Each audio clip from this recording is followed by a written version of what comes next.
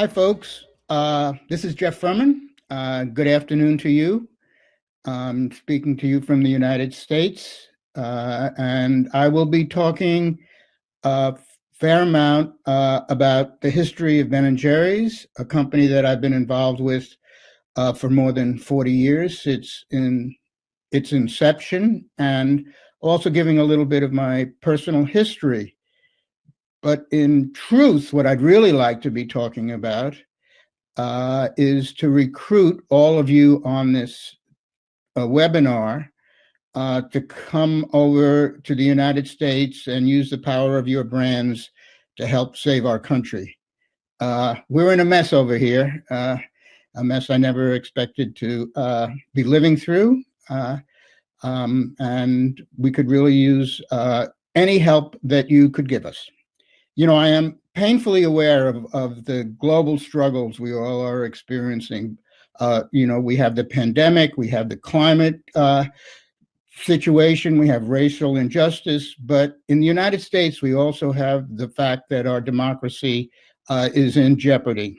And this is something that reinforces my commitment to encourage the private sector to get involved in these issues, because without its involvement, I'm not sure we can escape. So I hope you enjoy the Ben & Jerry's story, and maybe you'll put some energy into saving our nation. But first, I need to kind of set the records straight. It was put out that I'm a co-founder of Ben & Jerry's. I am not a co-founder.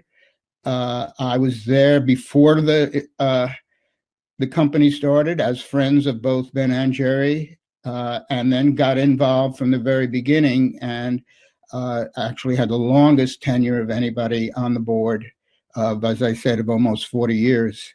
But I did get the name ampersand. They gave me that title, and that's something that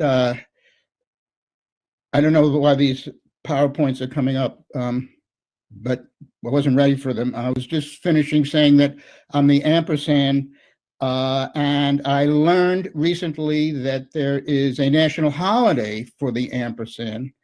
It's September 8th, so remember to celebrate that next year when it comes around. So I'm going to not have my face on this webinar, and starting now, and I'll go through the stories. So again, we're not up to the first slide, but well, let's leave it up there.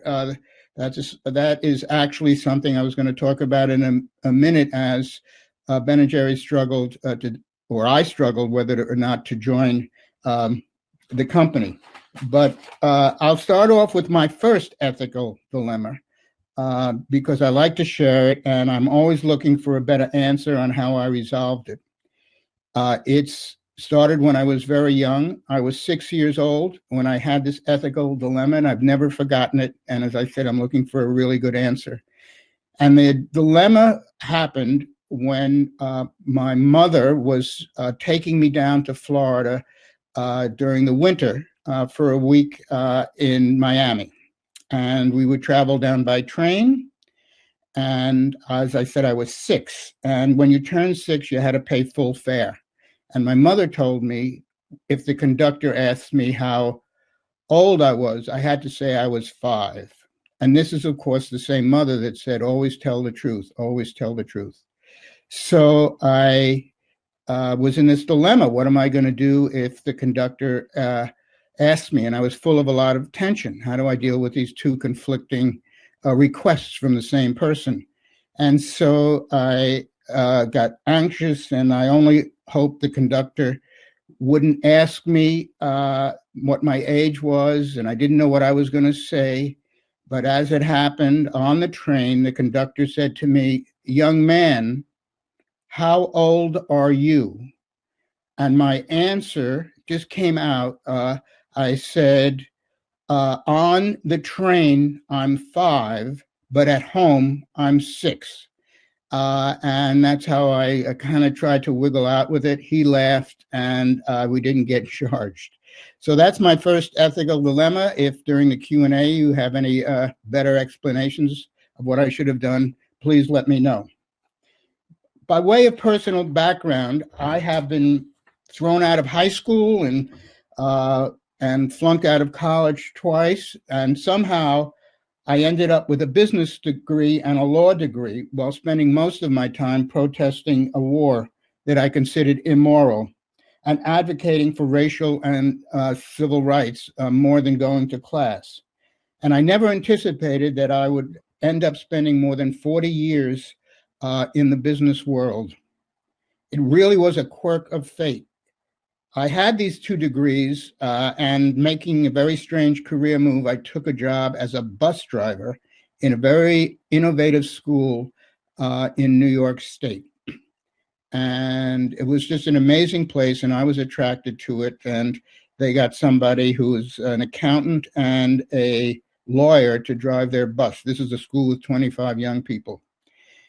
As it happened, Ben of Ben and Jerry's came along a year or 2 later, took a job teaching crafts. He had been a potter, not a successful one. We became friends, and then he and Jerry asked me to help them open up an ice cream shop. I did this as a friend, no formal training, and no formal relationship with the company, just as a friend. And what I did to help them out was I gave them a copy of a business plan for a pizza parlor, and I suggested that they take out the word pizza and put in ice cream. Number of ovens could become number of freezers, slices could become cones, and that was the business plan that they submitted, and they did get a small loan. They had no plan to grow, no vision of becoming a multinational company, no business training, no knowledge on how to make ice cream. As a matter of fact, they learned to do that by taking a correspondence course that cost $5. And they were always proud of the fact that they split it evenly. And that was how to make ice cream. Ben was in charge of flavor development. He has a very poor sense of smell. And they opened up in a cold climate. They did get a small loan, believe it or not, based on that background. And they opened up 1 store. And they operated it, just struggled along for a year or so. And one day they had to put a sign on their door saying, we're closed today because we have to figure out what we're doing. That was the extent of their ability to run a business. But after a few years, Jerry decided that he was going to leave. Actually, his wife was going to get her PhD in Arizona, and he said he was going to leave, and they were going to sell the company, and then they decided not to. Ben decided to keep it. They got sued by a business broker, and here's a story that I rarely tell, but I'll share it here with you today. They lost the lawsuit, and the judge said that they were going to freeze the bank account until they paid it. And the lawsuit amount was about $100,000. And I was there as a friend, not representing them at all. And I ended up running to the bank ahead of the sheriff and got there ahead of him, went up to the president and told him the story, the president of the bank, and he gave them and was willing to do this. We got $100,000. That's about all the money that we had in the bank. And I had to take it out in cash, so they couldn't stop the check. So I had $100,000 in cash in a paper bag. I flew home to New York State. I got home, and the woman that I was living with at the time, she said, "How was your trip?" And I said, "Honey, this is what I brought back," and dumped the paper bag full of cash onto the bed. And she was so impressed that we got married and have been married for over 30 years. So there was a good thing that happened with that. So, we never had heard about running a social responsible business. We didn't know about B Corps. We didn't know about corporate social responsibility or sustainability. But we always had this sense that we could run the business the way we wanted. And it was this slide that you now see up here no, not that one. Go back, please. It's the slide of Paul Hawken. It's this statement that made us feel that business really had a opportunity for us to maintain our values and be able to bring our values into the business and into our work. And the idea of being able to bring my whole self into work was a great privilege and something that I feel so special to have had that opportunity. I didn't have to leave half myself outside the door at any time. And so with that privilege, we decided that we would run our business from our hearts. And that means that we had to feel we would take acceptance for the benefit of society as a whole. Well, I know that's easy to say, but what does it mean in practice? Well, it started simply. It started on our desire to connect with our community, which was in Vermont. And the very first thing we started to do was to give ice cream. We had an free ice cream day once a year. And now we're doing that in 40 countries. Now you can go to the next slide. And that's the slide of our free cone day. We now do it internationally, all around the world, and 35 countries that we're in. We have a free cone day as a way to give back. Also, we had to raise some money to expand because there was such demand for our product. And what we came up with, instead of going to a bank, and instead of getting a venture capitalist or another partner, we decided we wanted to sell the part of the business to raise the funds to the community, which we defined as people who lived in the state of Vermont. And we were told that was illegal, but we researched it and we found that we could do it. And people said, this is a bad idea. You'll never get the funds. You'll have to operate as a company, and there's a lot of expenses when you have stockholders. We said we wanted to do it anyway. And we went ahead and did it. And then everybody said, oh, you guys are geniuses. Your owners are pretty much the same people as your customers. We were just in Vermont at the time, pretty much. And what a brilliant thing to do. And then we used to have these shareholder meetings that turned out to be a huge music festival. And we had more people come to that shareholder meeting than anywhere in the state of Vermont, any other gathering, and politicians came, and it grew to be an amazing annual event. We also, internally, we came up with the idea of a salary ratio. Nobody should make more than 5 times what anybody else made.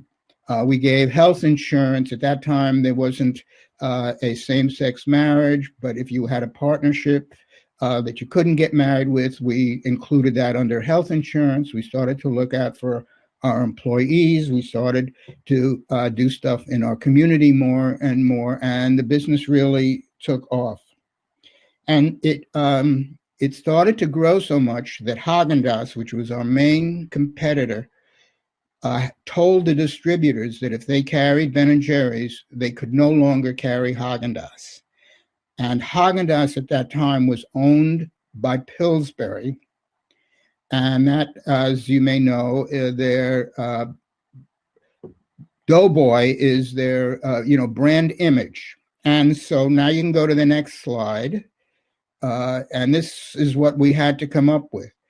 Jerry gave a one-person protest at the headquarters of Pillsbury. What's the Doughboy afraid of? And this caught on and got us so much media attention. We were the sort of David of the David and Goliath story, a little company fighting against Pillsbury. And it created such havoc that eventually they agreed to stop doing that. We also got a lawyer, but it was our little grassroots activism that moved us along. We were also very opposed to war and the fact that the U.S. is a country that's almost always at war. If you are born in the U.S., you are about a 90% chance that you were born at the time that the U.S. Has been at war. So we're at war, sometimes one or two wars at the same time, almost always. So we came out opposed to the Iraq war. We're one of the few companies ever to do this. We took out ads. We had a flavor called American Pie, which showed the immense use of our military budget. And we also came out with 1% for peace, which said we should use 1% of our profits for peace, to use for peace through understanding rather than building more weapons.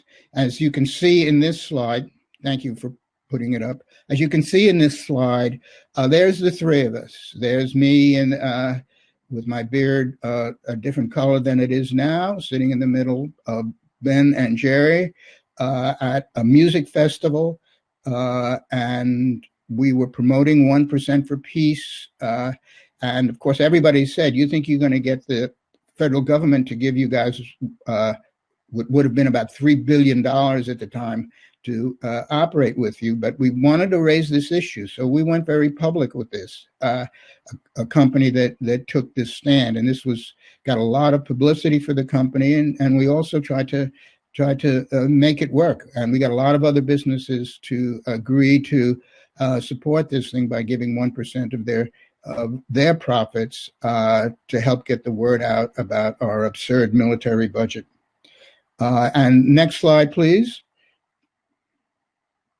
There, we were sitting for a long time, and we were at a festival, as I mentioned, and that's both of us kind of getting up and dancing. We can't sit that long. So we went ahead and Ben and I decided to mingle with the crowd, and that was a lot of fun. And so it was really the first time we began to use a product, because we came up with Peace Pops, a single serve item on a stick that had the peace message on it. And we realized how much messaging we could get out on our product. We also got involved in the Amazon and saving the rainforest by coming out with a flavor called Rainforest Crunch. And we really understood that the power is in how you run your business day to day. There are many opportunities when you integrate social issues in all your decisions. But we also understood that building a brand is different. We were operating from our hearts and not from a marketing or a spreadsheet perspective or consumer testing perspective. We were trying to stay true to our values. I remember one time when we were promoting being GMO free, and we realized we couldn't get Heath bars that were GMO free, and Heath Bar Crunch was our number one seller. So we had to decide whether to keep it, and it was about a 10-minute discussion. We took it off the marketplace, even though it was our number one seller. But one thing that we also learned is that neither Ben, nor Jerry, nor myself, or anybody else that we knew that was close to us had CEO material. We didn't want to run the company, and we weren't capable of running the company. It had become so big. So we did a national search. We had, actually, it says 20,000 people applied. Well, it actually, in the end, turned out to be over 25,000 people applied, sending resumes on cakes and fun ways to do this. No company has ever done that. Usually you hear about the news of a CEO. You read it in the Wall Street Journal, but we made a whole big marketing thing. I actually ran that campaign, and it was amazing. the creativity that came our way about people applying. The second prize was not the job, but was free ice cream for life. And so we used to kid around that it's better to come in second than to become the CEO. But that led us to be professionally managed, something that we brought in an outsider who had a lot of experience. And that meant giving stock options and creating this whole different structure in our company, which forced the sale to Unilever because they really wanted to sell it. That's how they could cash out pretty quick. And we fought it for 18 months. We didn't want it to happen. But eventually, it looked like it was going to happen. One of the big issues for me personally was and is making sure our employees get paid a living wage to take care of their basic needs. And we had that in place. And when it looked like we were going to sell to Unilever, I asked to go into their meeting room and meet with them because I had one last thing to ask. I didn't know if it would happen. I asked that I wanted a commitment that Unilever would continue to honor our living wage commitment to our employees. They asked me, said, is this the last thing? And I said, yes, this is the last thing. And then we're prepared to vote on it officially as a board. But this is the last part of the agreement. They agreed to pay a living wage, and then I said, well, somebody has to look out for that. I'm happy to be that person. And so I need standing to sue you, and they agreed to that. And then I was feeling so good, so powerful. And then I said, well, if I ever have to sue you folks, I can't sue Unilever. You're a huge company. I'm just a single individual. And I asked if they would pay my legal costs, and they said yes. So this led to a very unique agreement, which is an agreement that goes on in perpetuity. It is a place where we self-appoint ourselves. We have control over the social mission, marketing, product quality. While we can't hire and fire the CEO, we have a ability to impact their compensation. And this agreement has never been done by any other company that purchased a smaller company. We have this power that goes on in perpetuity. And so we had to learn how to work together. Next slide, please. And so we had to convince Unilever that when we considered ourselves a social responsible company, it wasn't, we just didn't pick an issue and try to do this. We had to deal with all the issues that were happening, all the struggles that were going on for those who are marginalized and oppressed. And so this is the kind of struggle we had working with Unilever, operating from a social justice perspective rather than just a monetary perspective. And they had put in our branding peace, love, and ice cream as our sort of mantra. But peace, love, and ice cream, if you look at peace and love and go online, you'll see hundreds of companies use that. That's all over the place. That's a branding image. And what we came up with is a ice cream for justice. Next slide, please. This is what we feel our brand should be about. Justice in all its flavors. That's what Ben & Jerry's is about. And that's what we continue to work on.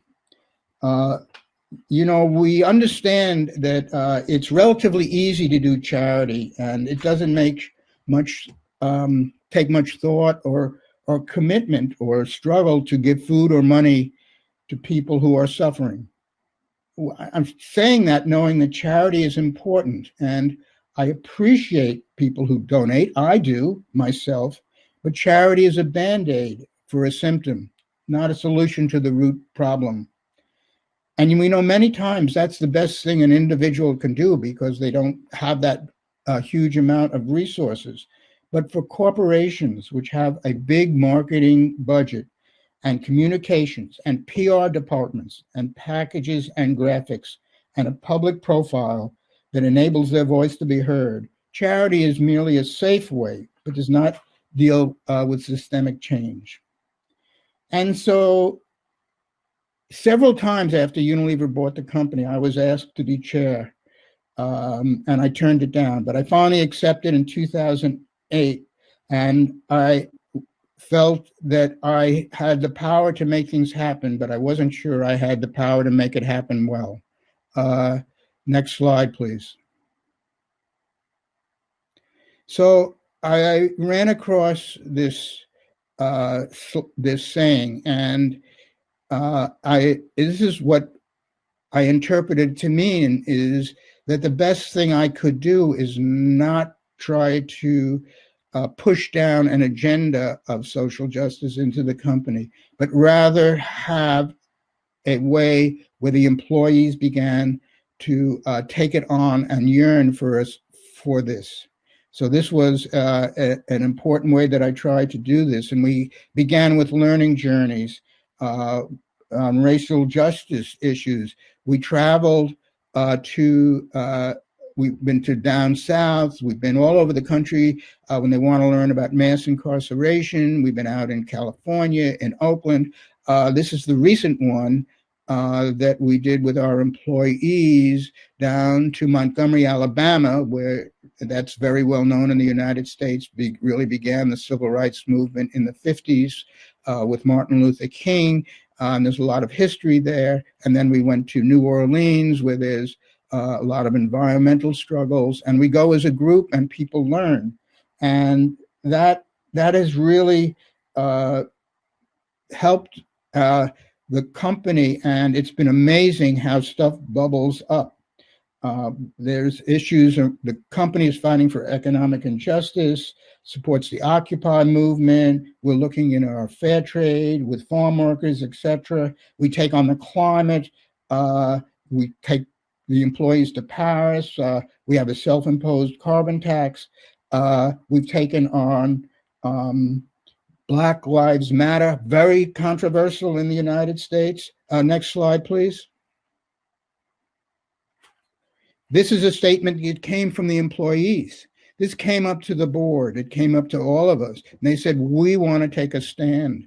And this was when I'm talking about employees, I'm not just talking about management. I'm talking about men and women who work in our factories. So changing the culture and driving it deep into our DNA is a very, very important thing.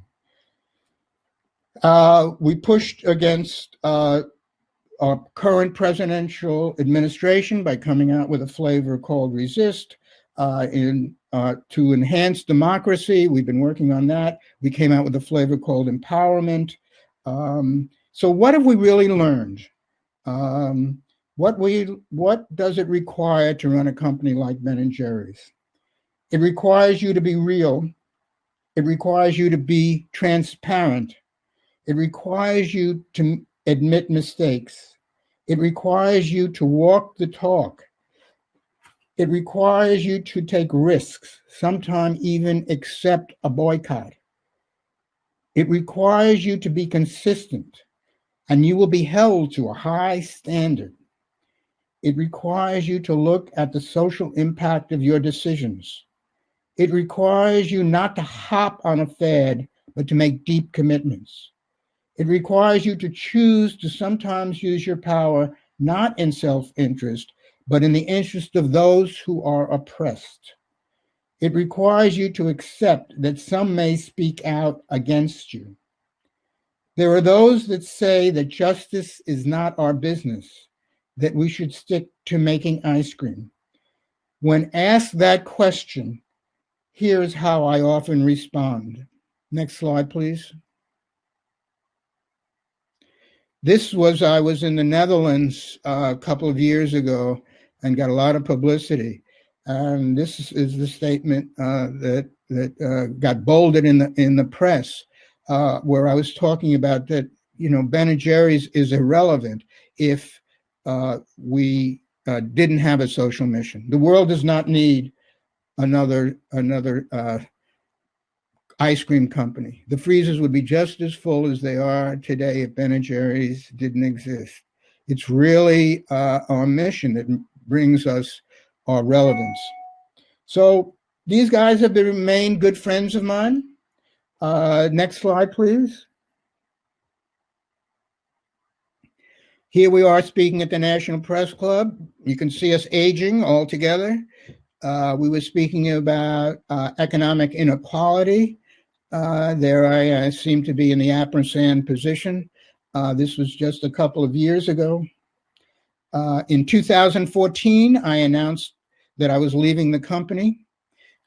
In 2018, I gave a 4-year notice that I would resign from my role as chair and that I would leave the board of directors. That date happened to be when I would turn 75 years old, and I would have been with the company for 40 years. I figured that was time, and I figured the most important thing I could do was to ensure that the legacy of our mission continued, and that the person who took the role of the chair would be somebody that I would feel really secure about their continuing the company to maintain its social mission. And I felt that I accomplished that. She is great. She's been doing the job for a little over 2 years. And I feel very proud of that I left the company in such capable years. So who would have thought all this is possible? 40 plus years from people who didn't even know how to make ice cream, still growing, still profitable, still standing out. But now we see B Corps, other companies doing amazing work, Gen Z demanding it, and that energy makes one feel hopeful. So thank you. Be real, have fun. You can make a difference. Happy to take any questions. Thanks. So Jeff, thank you very much. We have a few questions for you. So I will I'll give a few answers. So do you think Ben & Jerry's could have been as successful if there wasn't a mission behind the brand? It wouldn't have been successful like it is. It really made us stand out. What made us stand out is, the mission came natural to us in the beginning. So, I always have said that the mission will encourage people to try our product once, and it better taste good because they won't try it a second time. So it needed both a high quality commitment to what our product would be, both in its ingredients and its innovation. So without the combination of that, we wouldn't have been successful. But we know all companies talk about quality, but what we really stood out with is because of our social mission, because we were really driven. And what I try to say in my talk is that it's internalized now. It's internalized in the company, which is an amazing thing when you have employees continuing to push social agendas up instead of coming down from the founders. You really can see what you can accomplish. Well, thank you. And are you satisfied with the impact Ben & Jerry's has today on social issues, or could the brand do more, according to you? I don't think our brand can do more, but that doesn't mean I'm satisfied with the impact. We need, as I said in the beginning, we're one company. We're a tiny company. We're a small part of one multinational company. So our impact is not significant enough in what we do. The best impact we have had is building up a movement. And so I've spoken in Argentina, in Guatemala, I've spoken around the country. I've been in the Netherlands before, trying to encourage other entities to do this kind of work, both from the perspective of how it makes one feel when you're doing this kind of work, but also that we need others, and we try to demonstrate that there are a lot of people that will come not only just to like your company, but to love your company. Yeah, well, thank you. And what other retailers or brands are having the biggest positive social impact right now, according to you? Well, the ones that I know of, I think, are ones that have been doing it for a long time. Companies like Patagonia, companies like Dr. Bronner's. I don't know all the energy that's coming out in small companies, but small companies around the United States. I don't know how they're impacting in Europe, but those in the United States, these are ones that are based in their communities, and they're small, but they're doing great work within their communities, and that they don't get the same kind of national publicity that we do. But there are a lot of them, and then there's the whole B Corp movement that is now something that people talk about up front, becoming a B Corp, and that has meant something. Then there's the new dialogue, new energy around become a purpose-led company. So this is around being talked about much more than it was when we started 1978. Yeah. All right. Thank you. And there is the last question.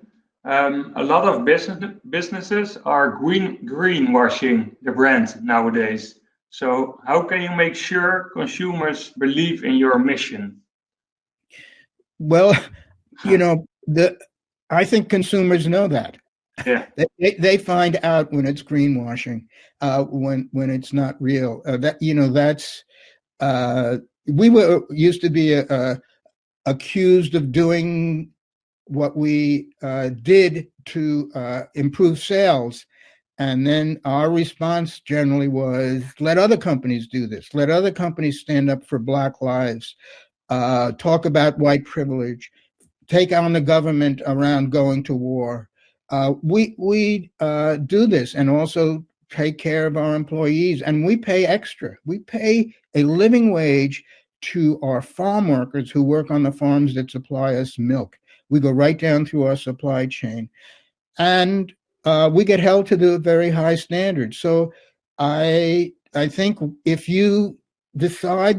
a company decides that it wants to get engaged in this stuff because it's going to increase sales, I believe that the consumers will realize that soon, and that is what you're trying to do, is to get them to really believe you. And you have a high hurdle because there's a lot of cynicism, just as you mentioned in the question, of being accused of greenwashing.